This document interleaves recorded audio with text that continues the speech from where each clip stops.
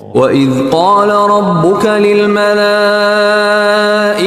إِنِّي جَاعِلٌ فِي الْأَرْضِ خَلِيفَةً قَالُوا أَتَجْعَلُ فِيهَا مَن يُفْسِدُ فِيهَا وَيَسْفِكُ الدِّمَاءَ وَنَحْنُ نُسَبِّحُ بِحَمْدِكَ وَنُقَدِّسُ لَكَ قَالَ إِنِّي أَعْلَمُ مَا لَا تَعْلَمُونَ।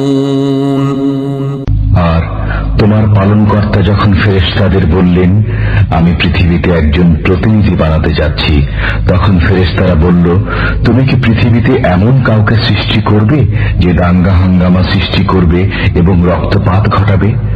অথচ আমরা নিয়ত তোমার গুণকীর্তন করছি এবং তোমার পবিত্র সত্তাকে স্মরণ করছি। তিনি বললেন, নিঃসন্দেহে আমি জানি যা তোমরা জানো না।